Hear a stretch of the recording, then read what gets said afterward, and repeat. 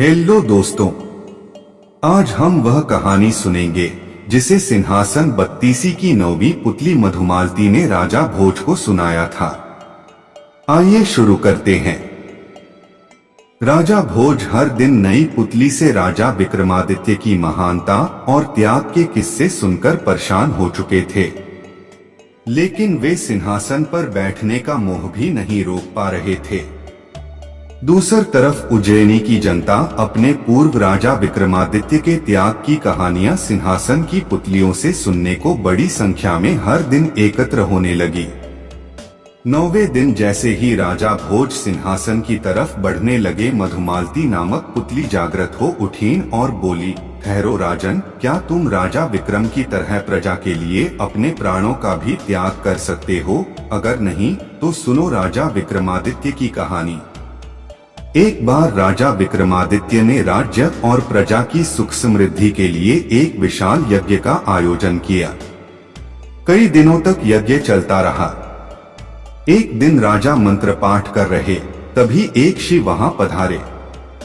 राजा ने उन्हें देखा, पर यज्ञ छोड़कर उठना असंभव था। उन्होंने मन ही मन शिव का अभिवादन किया तथा उन्हें प्रणाम किया। शिव ने भी राज्य का अभिप्राय समझकर उन्हें आशीर्वाद दिया। जब राजा यज्ञ से उठे तो उन्होंने शिव से आने का प्रयोजन पूछा।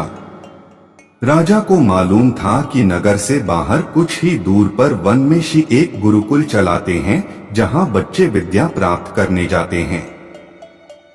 शिव ने जवाब दिया कि यज्ञ के पुनीत अवसर पर वे राजा को कोई असुविधा नहीं देते, अगर 8 से 12 साल तक के बच्चों के जीवन का प्रश्न नहीं होता। राजा ने उनसे सब कुछ विस्तार से बताने को कहा। इस पर शिव ने बताया कि कुछ बच्चे आश्रम के लिए सूखी लकड़ियां बीनने वन में इधर उधर घूम रहे थे। तभी 2 राक्षस आए और उन्हें पकड़कर ऊंची पहाड़ी पर ले गए। शिव को जब वे उपस्थित नहीं मिले तो उनकी तलाश में वे वन में बेचैनी से भटकने लगे। तभी पहाड़ी के ऊपर से गर्जना जैसी आवाज सुनाई पड़ी, जो निश्चित ही उनमें से एक राक्षस की थी। राक्षस ने कहा कि उन बच्चों की जान के बदले उन्हें एक पुरुष की आवश्यकता है, जिसकी वे मां काली के सामने बलि देंगे। जब शिव ने बलि के हेतु अपने आप को उनके हवाले करना चाहा तो उन्होंने असहमति जताई। उन्होंने कहा कि शिव बूढ़े हैं और काली मां ऐसे कमजोर बूढ़े की बलि से प्रसन्न नहीं होगी। काली मां की बलि के लिए अत्यंत स्वस्थ क्षत्रिय की आवश्यकता है। राक्षसों ने कहा है कि अगर कोई छल या बल से उन बच्चों को स्वतंत्र कराने की चेष्टा करेगा तो उन बच्चों को पहाड़ी से लुढ़काकर मार दिया जाएगा। राजा विक्रमादित्य से शिव की परेशानी नहीं देखी जा रही थी। वे तुरंत तैयार हुए और शिव से बोले, आप मुझे उस पहाड़ी तक ले चले। मैं अपने आप को काली के सम्मुख बलि के लिए प्रस्तुत करूंगा। मैं स्वस्थ हूं और क्षत्रिय भी। राक्षसों को कोई आपत्ति नहीं होगी। शिव ने सुना तो हतप्रभ रह गए। उन्होंने लाख मनाना चाहा, पर विक्रम ने अपना फैसला नहीं बदला। उन्होंने कहा, अगर राजा के जीवित रहते उसके राज्य की प्रजा पर कोई विपत्ति आती है तो राजा को अपने प्राण देकर भी उस विपत्ति को दूर करना चाहिए। राजा शिव को साथ लेकर उस पहाड़ी तक पहुँचे। पहाड़ी के नीचे उन्होंने अपना घोड़ा छोड़ दिया तथा पैदल ही पहाड़ पर चढ़ने लगे।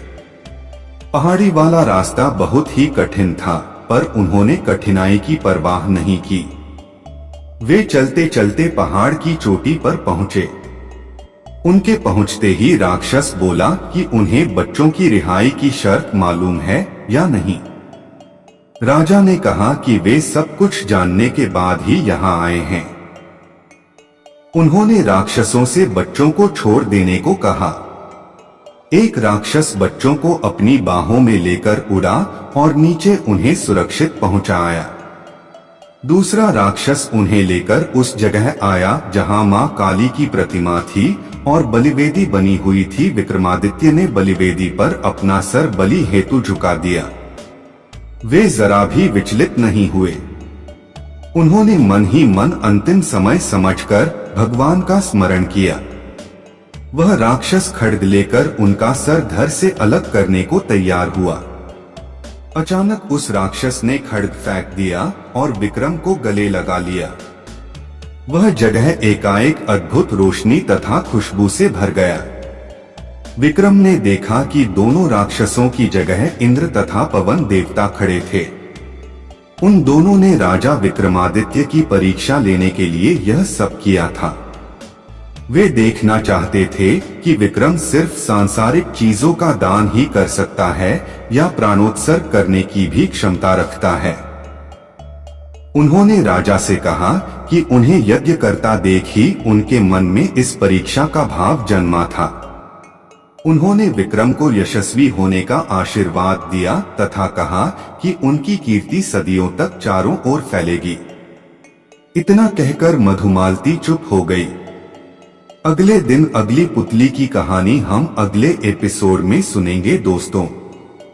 आप इसी तरह कहानी सुनते रहे, खुश रहे और हमारा चैनल जरूर सब्सक्राइब कर ले।